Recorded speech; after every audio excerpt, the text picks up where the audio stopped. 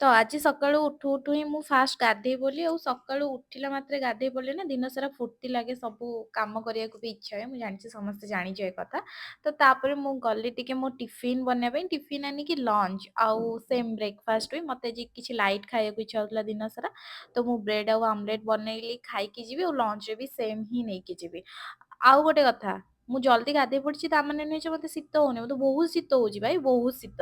ମୋ ବଡି ତ ବରଫ ହେଇଯାଉଛି ଫିର ବି ମୁଁ ଗାଧେଇ ପଡିଲି ଟିକେ ଷ୍ଟ୍ରଙ୍ଗ ଦେଖେଇକି। ତାପରେ ଲଞ୍ଚ ବକ୍ସ ପ୍ୟାକ୍ କରିଦେଲି। ତାପରେ ହଁ, ଲଞ୍ଚରେ ମୁଁ ଏବେ ଫୁଡ ଆଡ୍ କରିଛି କାହିଁକି ନା ଏଇଟା ହେଲ୍ଦି, ଟିକେ ଟିକେ ଖାଇବା କଥା ବି ଆଉ ମୋତେ ଭୋକ କରୁଛି ବି ମଝିରେ ମଝିରେ, ସେଥିପାଇଁ ମୁଁ ଏବେ ଆଡ୍ କରିଛି। ଦେନ୍ ଗଲି ଟିକେ ବ୍ରେଡ୍ ଆଉ ଆମଲେଟ୍ ଖାଇବା ପାଇଁ। ହଁ, ମୁଁ ବ୍ରେଡ୍ ଆମଲେଟ୍ ପ୍ରାୟ ବନେଇକି ଖାଏ ତା ମାନେ ନୁହେଁ କି ମୋତେ କିଛି ରୋଷେଇ ଆସେନି, ମୋତେ ସବୁ ରୋଷେଇ ଆସେ କିନ୍ତୁ ମୁଁ ଟିକେ ଠକଟା। ବୁଝିପାରିଲ ନା, ମୋତେ ସକାଳୁ ଉଠି ରୋଷେଇ କରିବାରେ ମତ ଆସେ ମତ। ତ ମୁଁ ଚାଲିଲି ଏବେ ଅଫିସ। ଅଫିସରେ ବସିକି ମୁଁ ମୋର କାମ କରୁଥିଲି ତ ଏଇ ମତେ କଲ୍ କରିଦେଲେ ଡିଷ୍ଟର୍ବ କରିବା ପାଇଁ। ଯାହାଙ୍କର କିଛି ବି କାମ ନାହିଁ ସେ ମତେ ହିଁ ଡିଷ୍ଟର୍ବ କରିବା ପାଇଁ ସବୁବେଳେ କଲ୍ କରେ।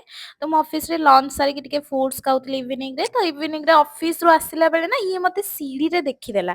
ସିଡିରେ ଦେଖିଲା ବେଳେ ମୋତେ କହିଲା ମୋତେ ତମ ଘରକୁ ନେଇକି ଯା। ତ ମୋ ସହିତ ଆସିଥିଲା ଆଉ ଢେର ସାରା ମସ୍ତି କଲା ଆଉ ତାର ଏତେ କୋଶ୍ଚିନ୍, ଏଇଟା କାହିଁକି ହେଲା, ସେଇଟା କାହିଁକି ହେଲା, ଏଇଟା ଏମିତି କାହିଁ ହେଲା, ସେଇଟା ସେମିତି କାହିଁକି ହେଲା। ତ ଯାହା ବି ହଉ ତା ସହିତ ବହୁତ ସାରା ଟାଇମ ସ୍ପେଣ୍ଡ କଲି।